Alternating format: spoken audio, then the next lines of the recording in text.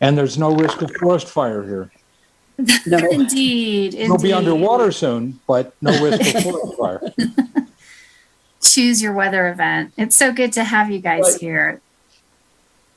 Thank you. Hi, everybody. We're going to go ahead and get started. As everybody arrives. Looks like we've got some familiar faces joining us. So glad you guys made time. I'm Stacy Caldwell. I'm the CEO of the Tahoe Truckee Community Foundation, and welcome to our Forest Futures Salon series. I'll walk you through a little bit of an intro here, and then I will hand it over to our facilitator, Teal, to do the introduction of our esteemed guest speaker today. So you have landed on another Forest Futures Salon. We've been doing these for about 4 years. Your host this afternoon is the Tahoe Truckee Community Foundation. Our mission is to connect people and resources and generate more opportunities. I always flip those to build a more caring and creative and effective community. So we like to say we put smart people with good ideas together, match them with resources, and make great things happen in our community. And we have an amazing group of board members who oversee the work of our foundation, of which today I see Kristen York, and I'm looking to see if there are others that might be with us today or joining us along the way. And then we also have an amazing team on staff dedicated to facilitating the mission of TTCF. And again, many of them have joined us here today with this inspiring conversation. So the Community Foundation is known for getting money out the door to important work that needs to take place through our grants and scholarships throughout the year. And 2020 was a doozy.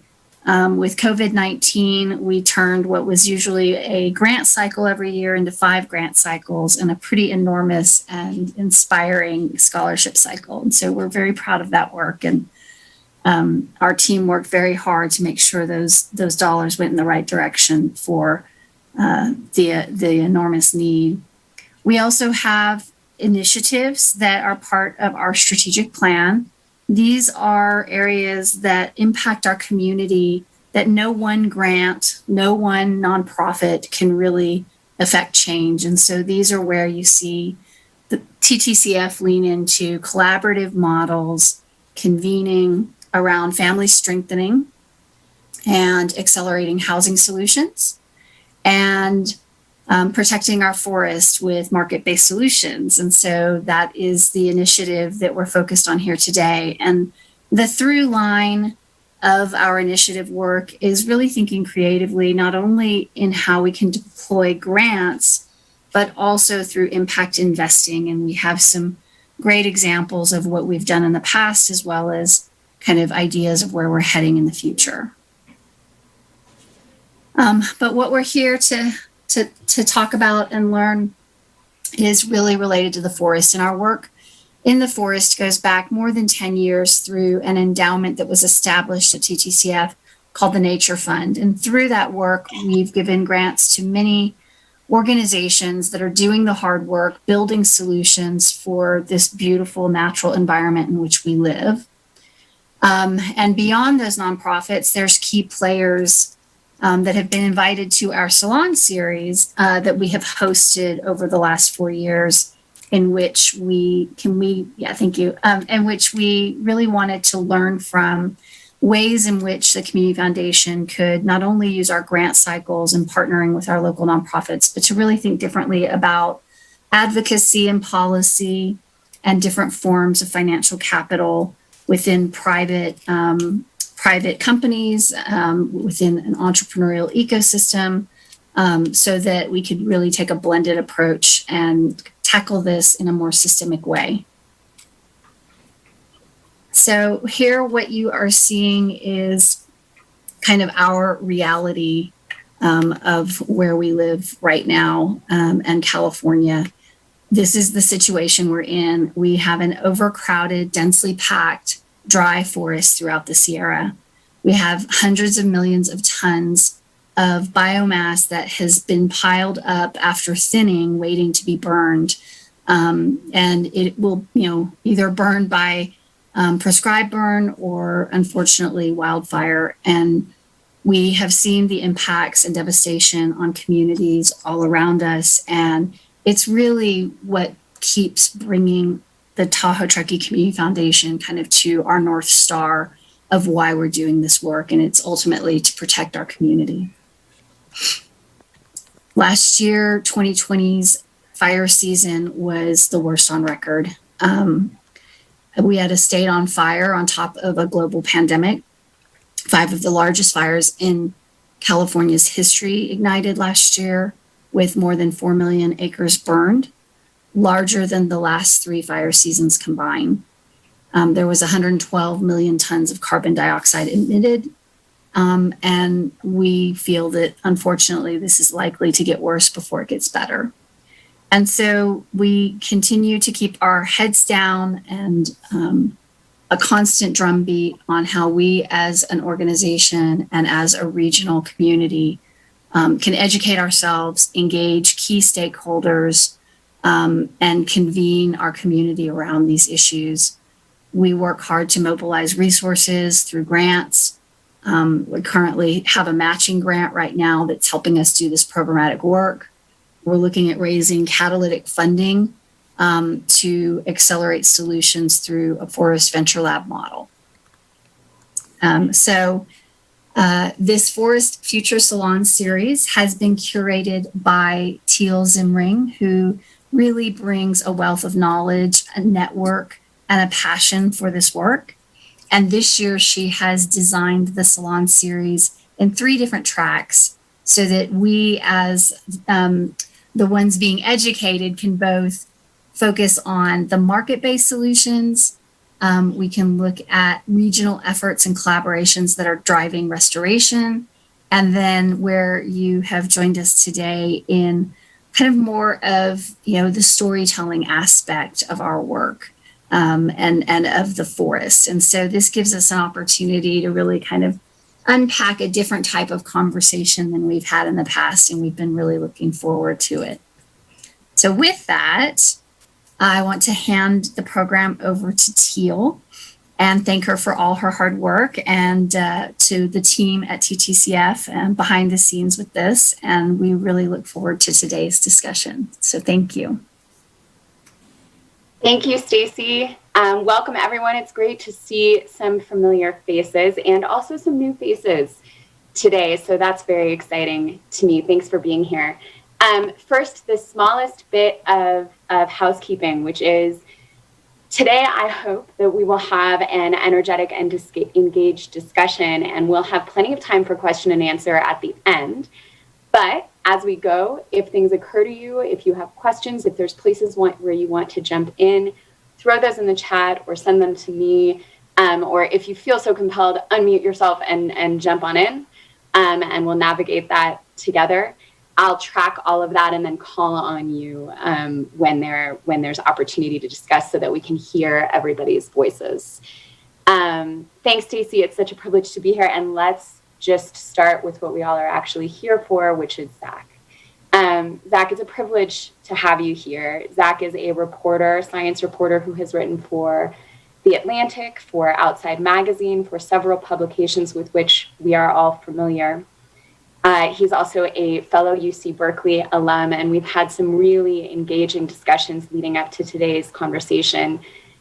He is a poetic author about the science and the history of the land in which we live. So thank you, Zach, for being here. And I would love to start with a softball question. What drew you to this work? What are you passionate about with regard to the trees? And what was your journey to the trees? Yeah, well, thanks for having me. What excited me, I guess. I mean, I think trees, what excites everyone about trees is that they're really tall and big, and they're kind of the tree, the plants that we notice. So I think people who are not particularly botanically inclined, which was myself for a long time, are really good at noticing trees more than other plants. I think the other interesting thing is that they're also really old often. So they're kind of this, a bit of a bridge beyond the normal human experience. So there's always kind of been this metaphorical weightiness to trees. We have all these, inspirational poster type quotes about, planting trees for the future. And, it's really cliched at this point, but it's also true. And it's also inspiring. So, I think trees are a worthy subject, I guess. And how I got into it really and into this question of how forests are changing and moving. Like I say, I wasn't particularly botanically inclined. I was just a reporter. And I think in 2014, kind of at the height of California's big drought, there was a story in the New York Times about basically the giant sequoias were, in some parts of their range, were suffering the effects of the drought and kind of by extension, climate change. And I just thought it was really interesting. I visited them when I was a kid and, kind of was familiar with them. They're kind of the biggest and among the oldest and tallest trees. So they're kind of everything we like about trees taken to this ridiculous end. And anyway, so I mean, the fact of climate change affecting these trees is like, okay, so what does that mean? It kind of means, maybe the places where they currently exist are not the places for them, and the places they exist are getting less suitable for them. And so I kind of ended up on this rabbit hole, just kind of obsessed with this idea of trees being this vessel to understand how the world's changing, and really, again, trees are kind of this bridge into the future. So what is the future of trees? And what does that tell us more broadly about our future as well? You mentioned trees as a vessel to understand the way that the world is changing. And in your book, you wrote that for a long time, people assumed that if a plant was existing in a place, that was where it has always been. It was where it was supposed to be. And then you also tell the story of plants and entire groves that are uniquely and oddly out of place and somehow seemingly where they are not supposed to be. And one of those is right here in our backyard in Placer County. And it's a really incredible story that you tell in your book. Would you tell us about the Placer County Grove and that concept of a tree possibly being not where it's seemingly supposed to be? Yeah. And so we do have, I think, some pictures. Oh, yes, photographs. It's not as good a slideshow as Stacy's, but I pulled it together. But yeah, so there's, I think that's General Sherman. It's like the biggest sequoia. So obviously, people are quite impressed.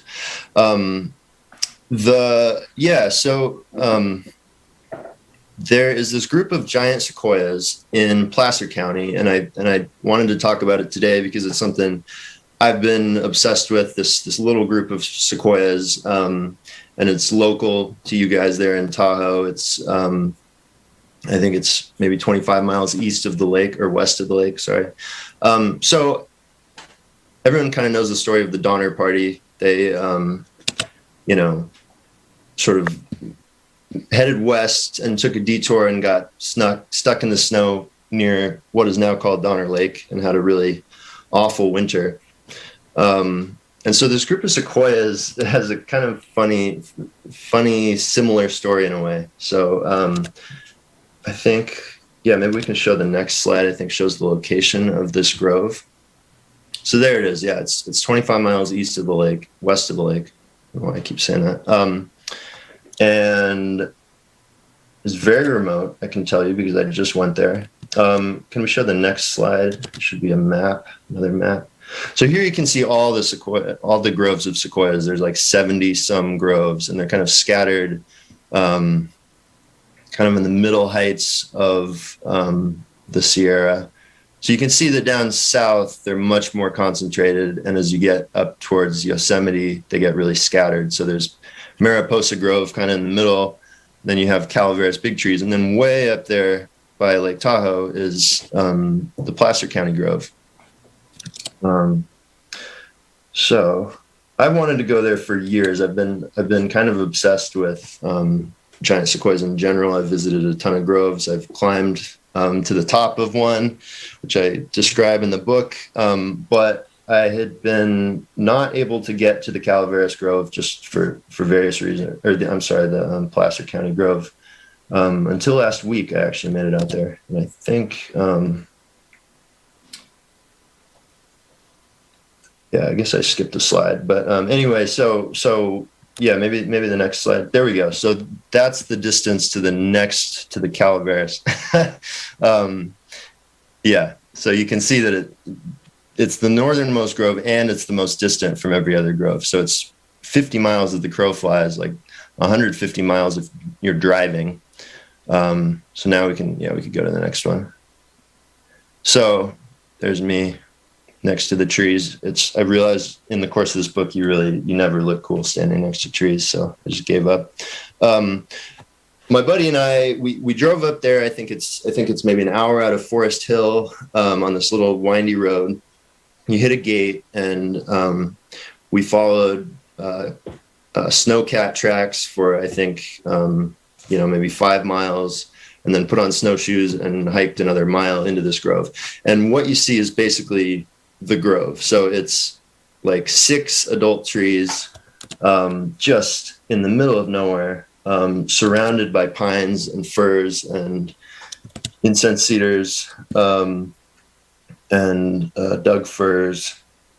I think we can do the next one. Oh yeah, nice. Picking up a pine cone. This is a giant Doug fir, so it must just be a good place for trees. But so anyway, it is totally bizarre. You go totally in the middle of nowhere, and then you find this group of 6 sequoias. So the question is like, how did they get there? What are they doing here? The nearest member of their species is 50 miles away. So it's this really fun picture of how trees move. And what people used to think, so like John Muir, when he was considering this question, is how do these sequoias get to these places? Why are they so scattered? Why are all these groves so scattered? He thought that the glaciers had come in and split this continuous forest apart. So they used to all be in a string, and the glaciers came in and split them apart. What modern scientists think happened is that the reason they're so far removed from each other is they actually took different routes over the mountains as the mountains were rising 3 or 4 million years ago. So the reason I brought up the Donner Party is because, obviously some routes are better than others. This group of trees they're super inbred. They're almost a clone. There's only 6 of them left. And they're not reproducing. So basically we caught them. It's like we came upon these trees right now, kind of like spring for the Donner Party when the rescuers show up. It's just an awful scene for the people or trees involved. But I just thought it would be fun to talk about with you guys because, it's kind of a local example. It's a place where you can really see how trees have moved and really visualize it. How these things seed by seed would split and go different ways and often wind up in places that, as the climate continues to change, are less than suitable. So that's just the little story I wanted to tell about that. I love that you made it there just last week while we were all, anticipating the end of the winter and the beginning of spring. And then we're telling this story about the springtime of the Donner Party and these poor trees. And thank you for the photographs. I'm curious to take that kind of historical perspective on how these trees wound up so alone in a way, and to ask you about another theme you explore in your book, which is the distant future of our trees. And the question that you approach in your book as to the degree of human intervention to help trees in that journey. If we can now predict and look out at the distant futures, what is our role in participating in that distant future as humans? And there's two particular areas that strike me. One is that you quote Michael Williams in saying, human progress had seemed to be viewed in some proportion to the amount of woodland cleared, or at least the amount of wood used. And because the majority of the human population lives in the northern hemisphere, there are those that posit that to save species and to save trees, you must send them southward. So that's an interesting theme about the distant future and our relationship to it that I'd love to hear more about. And the second is a similar though different story was that of the Brewer spruce that you tell in your book, a rare species endemic to the Klamath Mountains of northwestern California, near extinction here in California and potentially hospitable to conditions hundreds of miles northward in Canada, years and years from now. But they're not going to make it there naturally. So do we engage in that process and get them there naturally before that time? What are your thoughts on the distant futures and the human relationship to that? Yeah, I mean, the central question of the book is, should people step in and help trees move to places that we think they'll be better suited to in the future that they may not be able to arrive at on their own? There's a debate about whether that's a valid or wise conservation method. You mentioned kind of the clearing of the forests. Humans have always, probably long before our agricultural days, we've always moved species from one place to another. It's kind of a fundamental human experiment. Take this thing from here, move it over here. What happens then? It's kind of this collective experiment. But it really took off with agriculture, which is, of course, trying to make new places favorable for this species that wasn't there in the beginning. So, there's a bunch of trees there now. Maybe we could grow wheat there or barley or whatever. Cut down the trees, plant something else there. And so in that process, in that collective process, we've cleared half of the world's forests. So this is a huge experiment in moving things, rearranging life on Earth. As a conservation method, though, it's fairly controversial because, we have, over the last century, seen a bunch of examples of where that's gone really badly. I talk about several examples in the book, one being the emerald ash borer, which is currently killing off millions and millions, hundreds of millions of ash trees all across North America. I don't think it's arrived in California yet, but it's been stopped at the border, so presumably it eventually will get there. American chestnut is another famous example.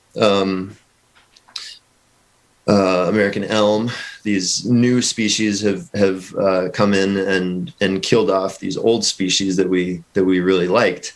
So it's a classic story. Humans move things from one place to another, and it goes terribly. But the modern debate is that basically we have all these species of plants and trees in particular, which are very slow to migrate. And scientists have worried for since the 80s, really, that many species would not keep up with the rate of change and could face extinction from that. And so there's been this push to then practice assisted migration. And so then the question is, to your question, can we predict the future? Can we predict where these things want to go? Can we predict that they will not become invasives themselves, or have some awful, ecological or even cultural effect in the future?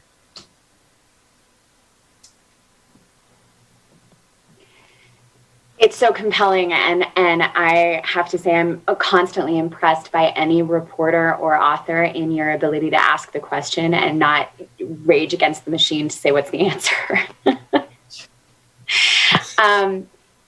In your book, you interweave this distant future with the scale of a single human experience quite frequently, both in the telling of anecdotes, in the telling of how you researched your story and how you went about telling your story, shifting back and forth between kind of unfathomable timeframes, both historical and future, and then also what's happening this year, what's happening right now. It'd be great to explore, and I'd love to hear your thoughts on, I think we all would, how you made the choice to weave your stories this way, and what you see to be the value of enmeshing the timeframes in this way. I'm really thinking about the Goldilocksian discussion that you have in your book. Could you explain what that is for folks who may not have seen that piece of it and jump in there? Right. And just to your earlier point about not raging against the machine, it's very much a question for me always, just because like I think I'm just by nature like never I like hear both sides and I'm like, I don't know, I guess they're both sort of right. It's not to say I don't have opinions, but as a reporter, it's easy to kind of inhabit the uncertainty. And I mean, that's, that is the question is like, what is the future like? What's it going to be like? We have kind of various methods of getting at it. One being models, where we kind of take a small facet of the world as it exists today and try to reproduce it by mathematical or other means, and then potentially send it into the future and see what it does in that future. The other method would be fossils. So what has happened in the past when the climate has changed? How have species reacted? And in both of these methods, we kind of assume, a uniformitarianism. So like how things act in the past and present are probably how they'll also work tomorrow. So yeah, I mean, I think in terms of talking about those time scales, obviously you can look really far back in the fossil record, and if you go back to the Pleistocene, 11,000 years ago, you can see that the arrangement of forests was completely different. Ponderosa pine, which I believe is a pretty common species there in the Tahoe area, was confined to Arizona, southeastern Arizona, and maybe New Mexico. Very rare. You would have looked at it at the end of the Pleistocene and said, oh, that Ponderosa pine is in danger of extinction. And now it's all over the West. So you look at a time scale of 11,000 years and you can see that there's massive changes. The climate changes and the arrangement of species completely changes too. So that's like the big macro distant time period.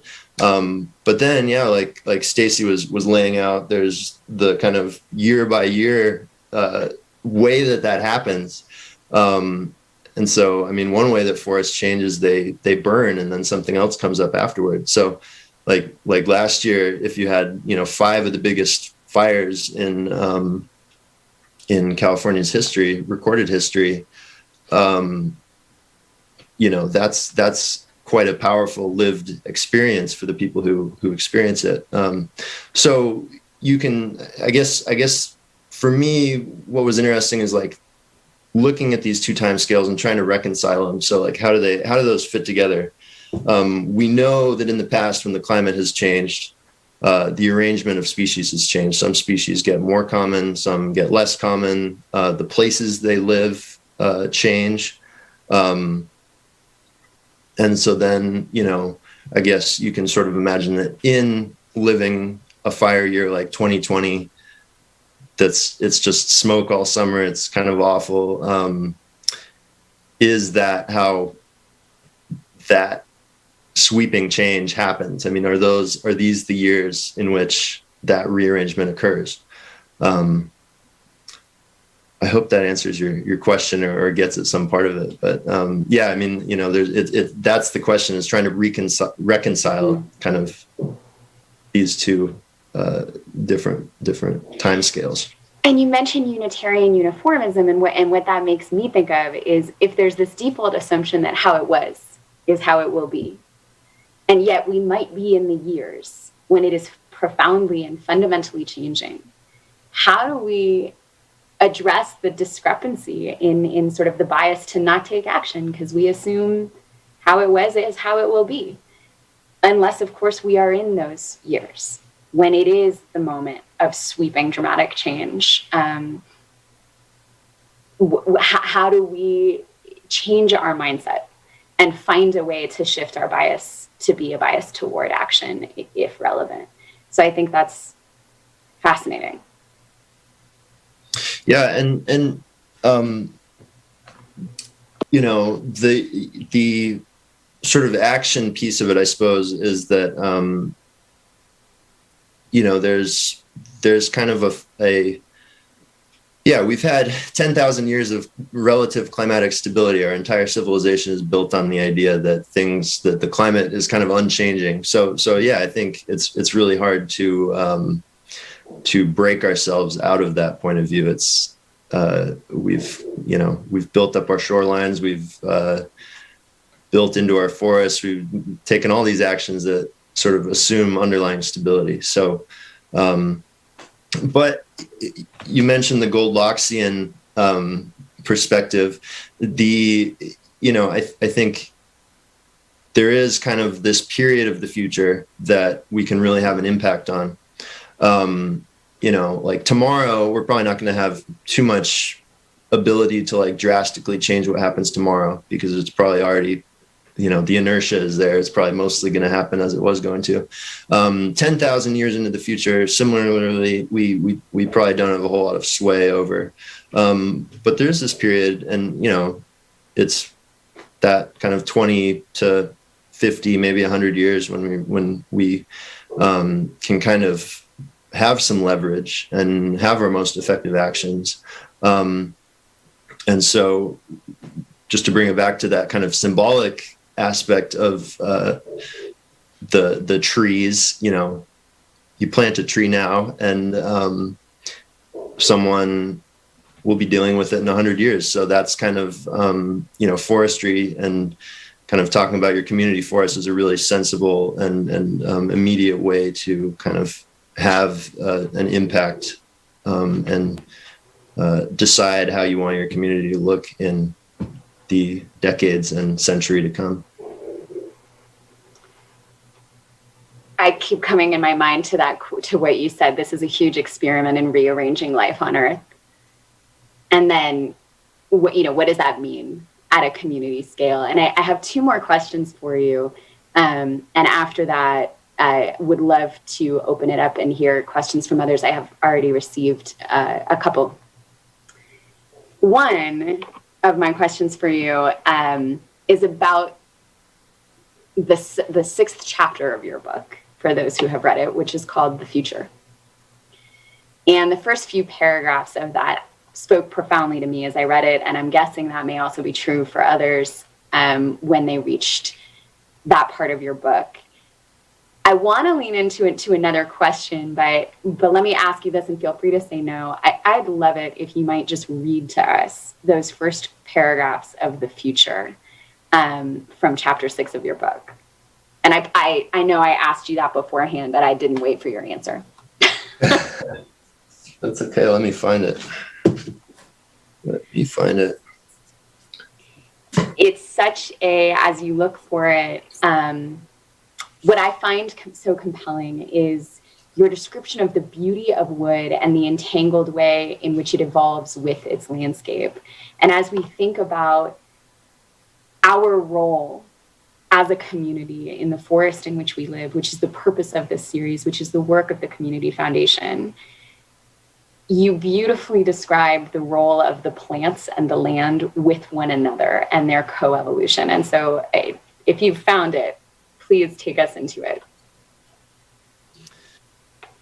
Yeah, sure. So you just wanted me to read from the beginning, for a few paragraphs? Yeah, just those first 2 paragraphs. Okay. So the chapter is titled The Future.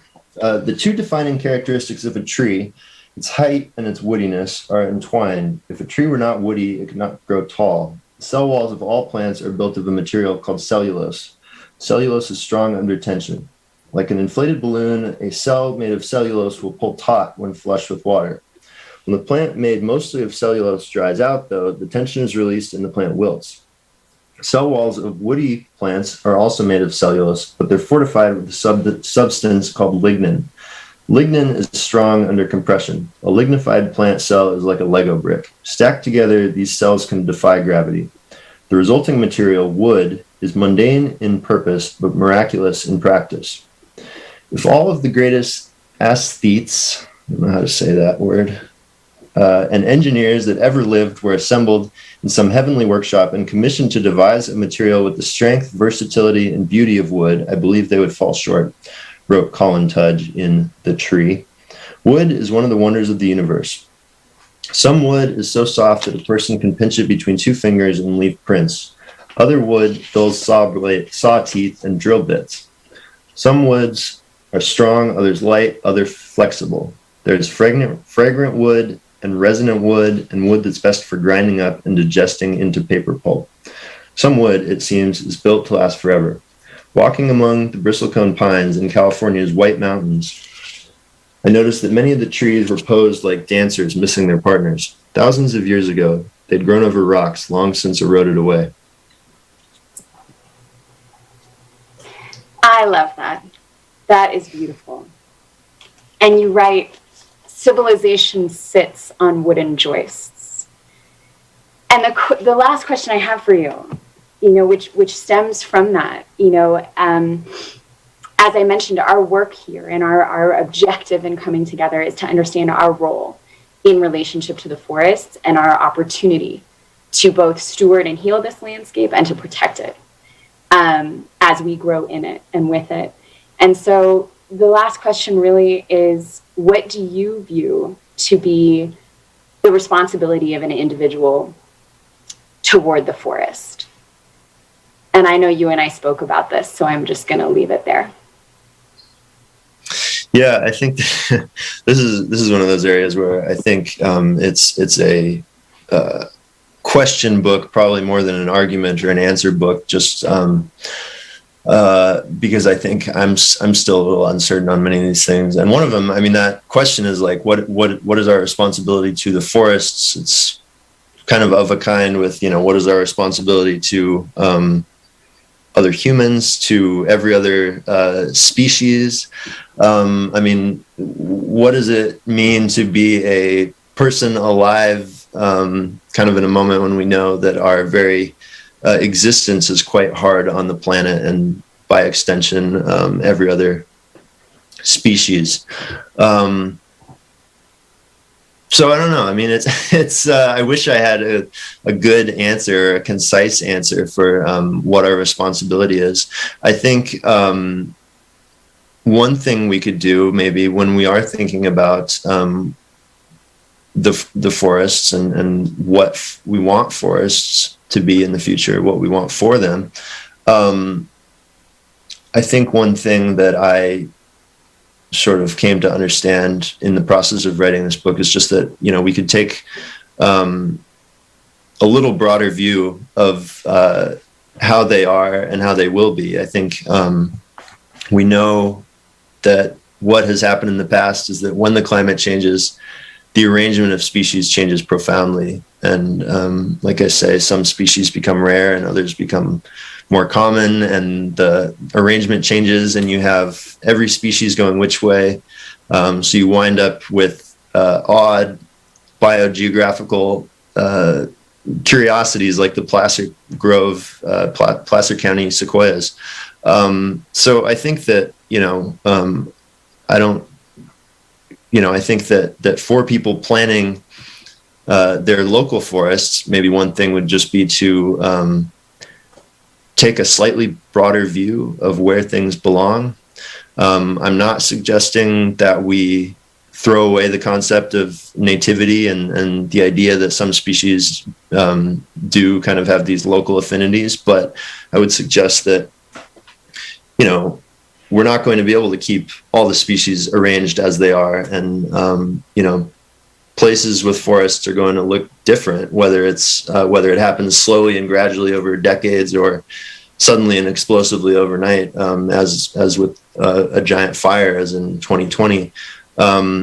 So, you know, I think we need to think about what species, if we're going to be planting things, then we should think about what species are going to work, not just historically, but in a century.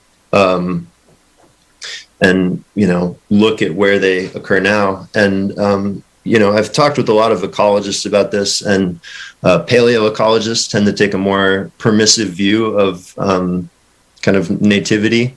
And so I guess kind of what I've arrived at is, if a species co-occurred with another species in the course of the Pleistocene, so over the last 2.5 million years, when you had tons of climate change, this kind of seesaw of glaciation and deglaciation, if they have a history during that time, they're probably not going to really cause too many problems for each other.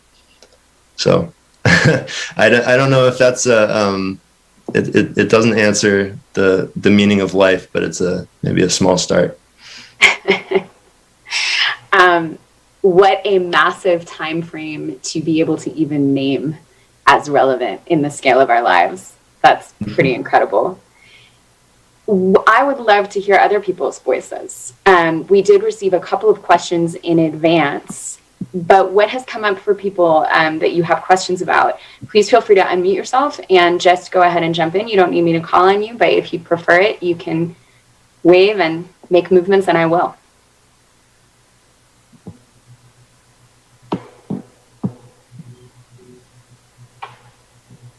Hi, Anne. I see you waving. Yes, hello, and thank you so much for putting this on. What a great discussion. I enjoyed the book and had a question for you, Zach. Was it difficult to get this published? Was there a feeling that there was a broad enough interest in this topic? I mean, I know those of us who are here are fascinated by it, and most of us have some connection to Tahoe and therefore to trees, and some of us work on climate change issues, and just wondering, you know, how that was. Did you have to convince anybody that this was important and that it had an audience? Well, if you saw the size of my advance, I'm not sure you'd say that I successfully convinced them. But no, I mean, I think in seriousness of the topic, I think that, for one thing, there was the Richard Powers book about trees a few years ago. There's been a number of other. There was the Secret Lives of Trees. So there's sort of been, I think, in the book world, this kind of consciousness of trees that probably didn't exist 10 years ago. So I think I probably would have had a much harder lift 10 years. Great regularity. As we're addressing the catastrophic forest challenge. So I love the reference to the Epic of Gilgamesh and the same ancient question. It's an old one.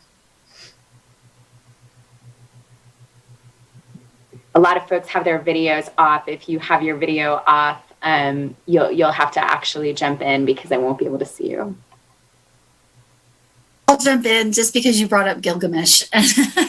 I also want to say that recently I've been a part of a Lord of the Rings book club, and we got to the characters of the Ents and their movement when they started to get into the battle between good and evil, and their movement, their slow movement, and what inspired that movement, and how and when they did that. And as I was reading parts of your book, I kept thinking of the trees moving through the forest like that, like making conscious decisions to go in a direction that made, and when you talk about like this moment, is this a moment when there's almost like a reconciliation of where the trees belong?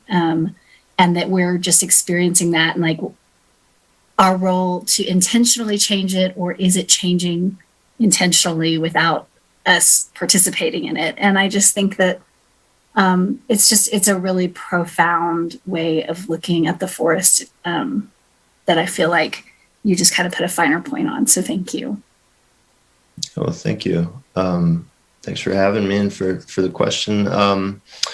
Yeah, I mean, I very carefully avoided mentioning the Ents in the book just because it felt, I don't know. I mean, I love Lord of the Rings, but I just was like, I don't know. I didn't want to go there. But oh no, yeah, I wouldn't suggest that you do, but I that visual was there as you talk about the movement of the trees. Yeah. Right? Yeah, I mean, I was totally going for the same. I guess I was playing off the same thing as Tolkien in a way. But yeah, I mean, I guess the thing that what you said about reconciliation is a good way to put it. I mean, you know, species to a certain degree have I mean, they have a kind of range of climatic situations that they can survive in. And so if the climate shifts, then there's going to be a period of disequilibrium. There's actually evidence now that like many tree species in Europe and North America, at least, have not reached equilibrium from the last time the climate changed, 10,000 years ago. So, but yeah, I mean, we are in a period of more equilibrium and disequilibrium and growing disequilibrium. As far as how forests move, I can't remember. I think I left this out of the book for various reasons, but my favorite illustration of it is I was up in Alaska in, I think, the summer of 2018, which is where I'm from, hanging out with my parents, trying to get the book finished. And I was trying to grow vegetables on their deck. And so I set out a tray of just like various seeds that I planted on their deck. And it was the time of year when all the cottonwoods are in bloom, and there's just like the cotton blowing everywhere. And so before you know it, none of my vegetables came up, but I had a whole forest of little cottonwoods. And I was like, wow, that's crazy that it's just to think that like there's this tiny patch of suitable habitat that I just stuck out there and they found it right away. And so it was like, for those seeds to have gotten there, an equal number of seeds must have hit every other place. And so I just sort of started thinking about it as kind of like, forests are just kind of like trees kind of have these like fingers that they're putting out, and they're each kind of autonomous, and it's merely the fact of where they land is suitable or not.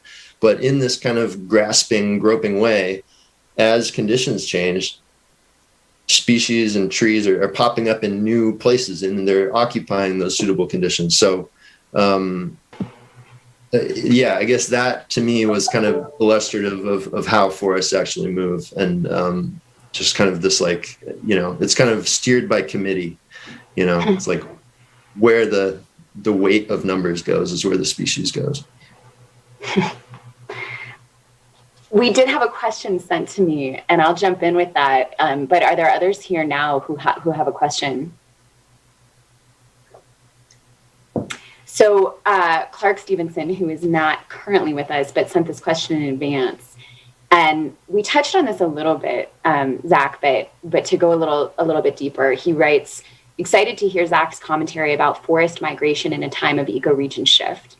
For me, I am concerned about the carbon loss from wildfire based on land conversions, and what will happen to communities who rely on rec and land management economies with that change. You'd commented on that a little bit around the potential for massive scale landscape change during wildfire. Other thoughts that you might have with regard to the carbon loss from wildfire-based land shifts? Yeah, that's a good question. I mean, quite frankly, I feel like probably many of the viewers are going to be more versed in some of the aspects than I am. I'm just a reporter, but I guess what I could be more qualified to speak about is that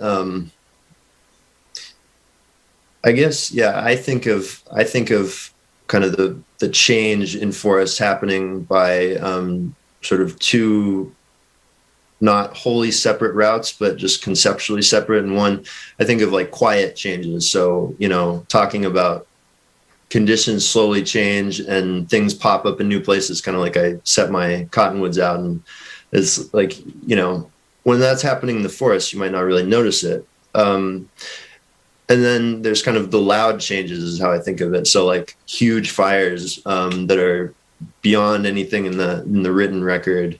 And so these sudden changes, and so people are seeing these kinds of things all over the world. You're seeing ecosystems or patches of ecoregions, I guess, suddenly change from one thing to another.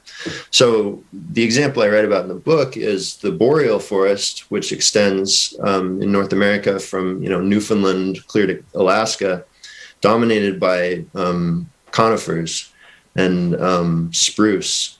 And so what scientists and people on the land are seeing now is that used to be fires would come through and it would come back as spruce and you'd eventually get back to the same forest. Now they're starting to be replaced. You'll get a fire and it'll come back as a deciduous forest.